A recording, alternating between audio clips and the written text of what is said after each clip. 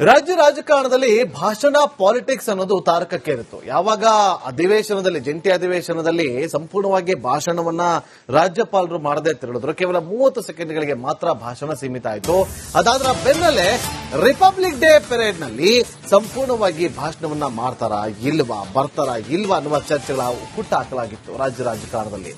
ಈಗ ನಾಳೆ ಅವರು ಬರ್ತಾರೆ, ಭಾಷಣವನ್ನ ಕೂಡ ಮಾಡ್ತಾರೆ. ಸರ್ಕಾರ ಸಿದ್ಧಪಡಿಸಿರುವಂತಹ ಭಾಷಣದಲ್ಲಿ ಒಂದಷ್ಟು ಬದಲಾವಣೆ ಆಗಬಹುದು. ನಾಳೆ ಪರೇಡ್ ಮೈದಾನದಲ್ಲಿ ರಾಜ್ಯಪಾಲರು ಭಾಷಣ ಮಾಡೋದು ನಿಶ್ಚಿತ ಅನ್ನೋದು ಈಗ ಸಿಗ್ತಾ ಇರುವಂತಹ ಮಾಹಿತಿ.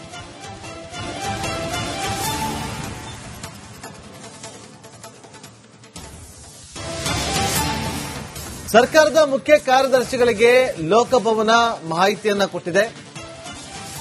ಭಾಷಣದಲ್ಲಿ ಒಂದಷ್ಟು ಬದಲಾವಣೆ ಮಾಡಬೇಕು ಅಂತೇಳಿ ಕೇಂದ್ರ ಅನುದಾನ ಹಂಚಿಕೆ ತಾರತಮ್ಯ ಕೈ ಬಿಡಬೇಕು ಅಂತ ಹೇಳಲಾಗಿದೆ. ಹಾಗಾಗಿ ಆ ಸಾಧ್ಯತೆ ಇದೆ, ಕೈ ಬಿಡ್ತಾರೆ ಅಂತ ಹೇಳಲಾಗ್ತದೆ. ಕೇಂದ್ರದ ವಿರುದ್ಧದ ಟೀಕೆಗಳಿಗೂ ಕೂಡ ರಾಜ್ಯ ಸರ್ಕಾರ ಕೊಡಬೇಕಾಗುತ್ತೆ. ಟೀಕೆ ಕೈ ಬಿಟ್ಟು ಅಭಿವೃದ್ಧಿ ಭಾಷಣಕ್ಕೆ ಸರ್ಕಾರ ಪ್ಲಾನ್ ಅನ್ನು ಕೂಡ ಮಾಡಿಕೊಳ್ತಾ ಇದೆ.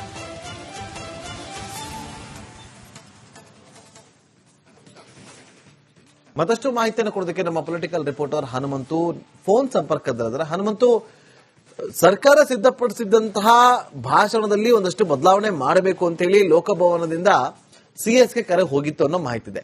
ಏನೆಲ್ಲ ಚೇಂಜಸ್ ಆಗಬಹುದು? ನಾಗೇಂದ್ರ ಬಾಬು, ಸದನದಲ್ಲಿ ಭಾಷಣವನ್ನ ಮಾಡುವಂತ ಜಂಟಿ ಅಧಿವೇಶನವನ್ನ ಭಾಷಣ ಮಾಡಬೇಕಾದ್ರೆ ಅದು ಕ್ಯಾಬಿನೆಟ್ ಸಿದ್ಧಪಡಿಸಿದಂತಹ ಭಾಷಣವನ್ನ ಮತ್ತೆ ರಾಜ್ಯಪಾಲರು ಮಾಡಬೇಕಾಗಿತ್ತು. ಅದು ಅವರ ಕರ್ತವ್ಯ ಅನ್ನುವಂತ ವಾದವನ್ನ ಸರ್ಕಾರ ಮುಂದಿಟ್ಟಿತ್ತು. ಇದೀಗ ಗಣರಾಜ್ಯೋತ್ಸವವನ್ನ ಉದ್ದೇಶಿಸಿ ಮಾತನಾಡುವಂತಹ ಭಾಷಣದಲ್ಲಿ ಸರ್ಕಾರವೇ ಸಿದ್ಧಪಡಿಸಿದ್ರೂ ಕೂಡ ಅದೇ ಭಾಷಣವನ್ನ ಸಂಪೂರ್ಣವಾಗಿ ಓದಬೇಕೆಂಬ ನಿಯಮ ಇಲ್ಲದ ಕಾರಣಕ್ಕಾಗಿ ಈಗ ಒಂದಷ್ಟು ಬದಲಾವಣೆಗಳ ಮಾಡಬೇಕು ಅನ್ನುವಂತ ಸೂಚನೆಯನ್ನ ಕೊಟ್ಟಿದ್ರು. ಆ ಒಂದು ಹಿನ್ನೆಲೆಯಲ್ಲಿ ಒಂದಷ್ಟು ಬದಲಾವಣೆಗಳ ಮಾಡಿಕೊಂಡೇ ನಾಳೆ ರಾಜ್ಯಪಾಲರು ಭಾಷಣ ಮಾಡುವಂತ ಎಲ್ಲಾ ಸಾಧ್ಯತೆಗಳಿದಾವೆ. ಅದರಲ್ಲೂ ಕೂಡ ಪ್ರಮುಖವಾಗಿ ಕೇಂದ್ರ ಸರ್ಕಾರ ರಾಜ್ಯ ಸರ್ಕಾರಕ್ಕೆ ಮಾಡಿದಂತಹ ಅನುದಾನದ ತಾರತಮ್ಯ ಇರ್ಬೋದು, GST ಹಣ ವಾಪಸ್ ಕೊಡುವಂತ ವಿಚಾರ ಆಗಿರ್ಬೋದು, ಈ ರೀತಿಯ ಮತ್ತೆ ಬೇರೆ ಬೇರೆ ಯೋಜನೆಗಳಿಗೆ, ರಾಷ್ಟ್ರೀಯ ಯೋಜನೆಗಳಿಗೆ ಘೋಷಣೆ ಮಾಡಿದಂತ ಯೋಜನೆಗಳಿಗೆ ಅನುದಾನ ಏನು ಕೊಟ್ಟಿರಲ್ವೋ ಆ ಎಲ್ಲ ವಿಚಾರಗಳು ಕೆಲವೊಂದಿಷ್ಟು ಉಲ್ಲೇಖ ಆಗಿತ್ತು ಅನ್ನುವಂಥದ್ದು. ಅಂತಹ ವಿಚಾರಗಳನ್ನ ಬಿಟ್ಟು ಕೇಂದ್ರ ಸರ್ಕಾರ ಮತ್ತು ರಾಜ್ಯ ಸರ್ಕಾರದ, ಪ್ರಮುಖವಾಗಿ ರಾಜ್ಯ ಸರ್ಕಾರ ಯಾವೆಲ್ಲ ಯೋಜನೆಗಳನ್ನ ಜಾರಿ ಮಾಡಿದೆ, ಸರ್ಕಾರದ ಸಾಧನೆಗಳೇನು ಅನ್ನುವಂತ ವಿಚಾರಗಳಿಗೆ ಬೆಳಕು ಚೆಲ್ಲುವಂತ ನಿಟ್ಟಿನಲ್ಲಿ ನಾಳೆ ರಾಜ್ಯಪಾಲರು ಭಾಷಣ ಮಾಡುವಂತ ಸಾಧ್ಯತೆ ಇದೆ. Nagendra Babu. Okay, thank you Hanumanthu ನಿಮ್ಮೆಲ್ಲ ಮಾಹಿತಿಗಾಗಿ. ರಾಜ್ಯ ರಾಜಕಾರಣದಲ್ಲಿ ಭಾಷಣ ಪಾಲಿಟಿಕ್ಸ್ ಅನ್ನೋದು ತಾರಕಕ್ಕೇರಿತ್ತು. ಯಾವಾಗ ಅಧಿವೇಶನದಲ್ಲಿ, ಜಂಟಿ ಅಧಿವೇಶನದಲ್ಲಿ ಸಂಪೂರ್ಣವಾಗಿ ಭಾಷಣವನ್ನ ರಾಜ್ಯಪಾಲರು ಮಾಡದೆ ತೆರಳಿದ್ರು, ಕೇವಲ 30 ಸೆಕೆಂಡ್ಗಳಿಗೆ ಮಾತ್ರ ಭಾಷಣ ಸೀಮಿತ ಆಯಿತು. ಅದಾದ್ರ ಬೆನ್ನಲ್ಲೇ ರಿಪಬ್ಲಿಕ್ ಡೇ ಪೆರೇಡ್ ನಲ್ಲಿ ಸಂಪೂರ್ಣವಾಗಿ ಭಾಷಣವನ್ನ ಮಾಡ್ತಾರಾ ಇಲ್ವಾ, ಬರ್ತಾರಾ ಇಲ್ವಾ ಅನ್ನುವ ಚರ್ಚೆಗಳ ಹುಟ್ಟ ಹಾಕಲಾಗಿತ್ತು ರಾಜ್ಯ ರಾಜಕಾರಣದಲ್ಲಿ. ಈಗ ನಾಳೆ ಅವರು ಬರ್ತಾರೆ, ಭಾಷಣವನ್ನ ಕೂಡ ಮಾಡ್ತಾರೆ. ಸರ್ಕಾರ ಸಿದ್ಧಪಡಿಸಿರುವಂತಹ ಭಾಷಣದಲ್ಲಿ ಒಂದಷ್ಟು ಬದಲಾವಣೆ ಆಗಬಹುದು. ನಾಳೆ ಪರೇಡ್ ಮೈದಾನದಲ್ಲಿ ರಾಜ್ಯಪಾಲರು ಭಾಷಣ ಮಾಡೋದು ನಿಶ್ಚಿತ ಅನ್ನೋದು ಈಗ ಸಿಗ್ತಾ ಇರುವಂತಹ ಮಾಹಿತಿ.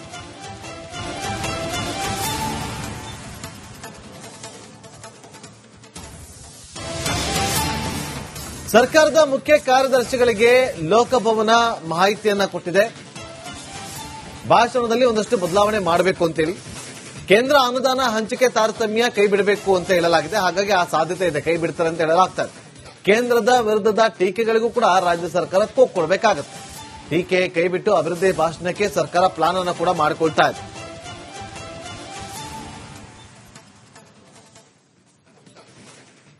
ಮತ್ತಷ್ಟು ಮಾಹಿತಿಯನ್ನು ಕೊಡೋದಕ್ಕೆ ನಮ್ಮ ಪೊಲಿಟಿಕಲ್ ರಿಪೋರ್ಟರ್ ಹನುಮಂತು ಫೋನ್ ಸಂಪರ್ಕದಲ್ಲಿದ್ದಾರೆ. ಹನುಮಂತು, ಸರ್ಕಾರ ಸಿದ್ಧಪಡಿಸಿದಂತಹ ಭಾಷಣದಲ್ಲಿ ಒಂದಷ್ಟು ಬದಲಾವಣೆ ಮಾಡಬೇಕು ಅಂತ ಹೇಳಿ ಲೋಕಭವನದಿಂದ ಸಿಎಸ್ಗೆ ಕರೆ ಹೋಗಿತ್ತು ಅನ್ನೋ ಮಾಹಿತಿ ಇದೆ.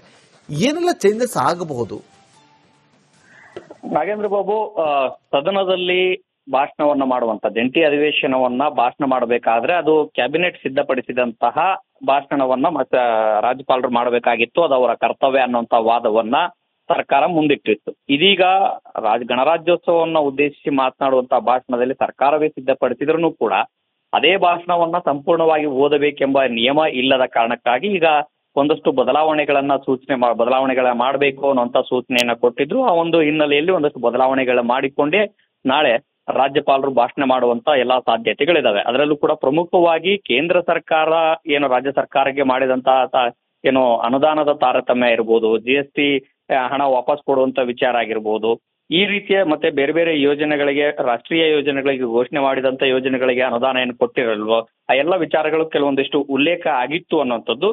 ಅಂತಹ ವಿಚಾರಗಳನ್ನ ಬಿಟ್ಟು ಕೇಂದ್ರ ಸರ್ಕಾರ ಮತ್ತು ರಾಜ್ಯ ಸರ್ಕಾರದ, ಪ್ರಮುಖವಾಗಿ ರಾಜ್ಯ ಸರ್ಕಾರ ಯಾವೆಲ್ಲ ಯೋಜನೆಗಳನ್ನ ಜಾರಿ ಮಾಡಿದೆ, ಸರ್ಕಾರದ ಸಾಧನೆಗಳೇನು ಅನ್ನುವಂಥ ವಿಚಾರಗಳಿಗೆ ಬೆಳಕು ಚೆಲ್ಲುವಂತ ನಿಟ್ಟಿನಲ್ಲಿ ನಾಳೆ ರಾಜ್ಯಪಾಲರು ಭಾಷಣ ಮಾಡುವಂತ ಸಾಧ್ಯತೆ ಇದೆ. Nagendra Babu. Okay, thank you Hanumanthu ನಿಮ್ಮೆಲ್ಲ ಮಾಹಿತಿಗಾಗಿ. ರಾಜ್ಯ ರಾಜಕಾರಣದಲ್ಲಿ ಭಾಷಣ ಪಾಲಿಟಿಕ್ಸ್ ಅನ್ನೋದು ತಾರಕಕ್ಕೇರಿತ್ತು. ಯಾವಾಗ ಅಧಿವೇಶನದಲ್ಲಿ, ಜಂಟಿ ಅಧಿವೇಶನದಲ್ಲಿ ಸಂಪೂರ್ಣವಾಗಿ ಭಾಷಣವನ್ನ ರಾಜ್ಯಪಾಲರು ಮಾಡದೆ ತೆರಳಿದ್ರು, ಕೇವಲ 30 ಸೆಕೆಂಡ್ಗಳಿಗೆ ಮಾತ್ರ ಭಾಷಣ ಸೀಮಿತ ಆಯಿತು. ಅದಾದ್ರ ಬೆನ್ನಲ್ಲೇ ರಿಪಬ್ಲಿಕ್ ಡೇ ಪೆರೇಡ್ ನಲ್ಲಿ ಸಂಪೂರ್ಣವಾಗಿ ಭಾಷಣವನ್ನ ಮಾಡ್ತಾರಾ ಇಲ್ವಾ, ಬರ್ತಾರಾ ಇಲ್ವಾ ಅನ್ನುವ ಚರ್ಚೆಗಳ ಹುಟ್ಟ ಹಾಕಲಾಗಿತ್ತು ರಾಜ್ಯ ರಾಜಕಾರಣದಲ್ಲಿ. ಈಗ ನಾಳೆ ಅವರು ಬರ್ತಾರೆ, ಭಾಷಣವನ್ನ ಕೂಡ ಮಾಡ್ತಾರೆ. ಸರ್ಕಾರ ಸಿದ್ಧಪಡಿಸಿರುವಂತಹ ಭಾಷಣದಲ್ಲಿ ಒಂದಷ್ಟು ಬದಲಾವಣೆ ಆಗಬಹುದು. ನಾಳೆ ಪರೇಡ್ ಮೈದಾನದಲ್ಲಿ ರಾಜ್ಯಪಾಲರು ಭಾಷಣ ಮಾಡೋದು ನಿಶ್ಚಿತ ಅನ್ನೋದು ಈಗ ಸಿಗ್ತಾ ಇರುವಂತಹ ಮಾಹಿತಿ.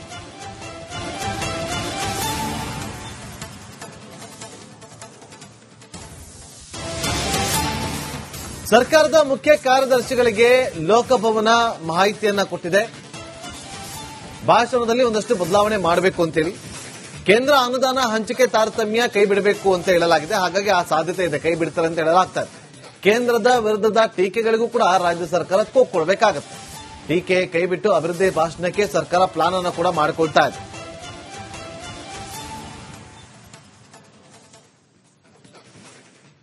ಮತ್ತಷ್ಟು ಮಾಹಿತಿಯನ್ನು ಕೊಡೋದಕ್ಕೆ ನಮ್ಮ ಪೊಲಿಟಿಕಲ್ ರಿಪೋರ್ಟರ್ ಹನುಮಂತು ಫೋನ್ ಸಂಪರ್ಕದಲ್ಲಿದ್ದಾರೆ. ಹನುಮಂತು, ಸರ್ಕಾರ ಸಿದ್ಧಪಡಿಸಿದಂತಹ ಭಾಷಣದಲ್ಲಿ ಒಂದಷ್ಟು ಬದಲಾವಣೆ ಮಾಡಬೇಕು ಅಂತ ಹೇಳಿ ಲೋಕಭವನದಿಂದ ಸಿಎಸ್ಗೆ ಕರೆ ಹೋಗಿತ್ತು ಅನ್ನೋ ಮಾಹಿತಿ ಇದೆ.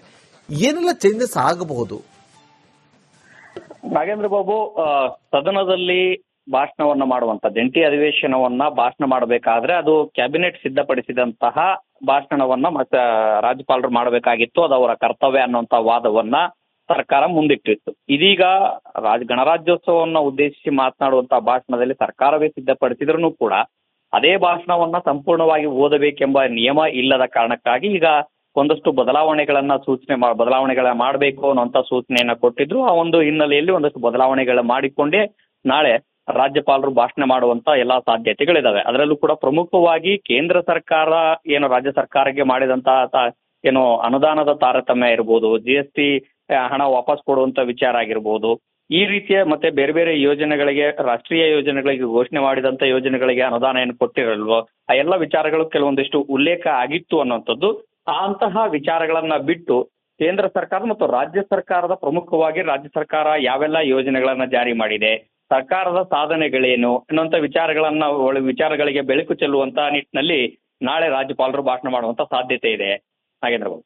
ಓಕೆ, ಥ್ಯಾಂಕ್ ಯು ಹನುಮಂತು ನಿಮ್ಮೆಲ್ಲ ಮಾಹಿತಿಗಾಗಿ.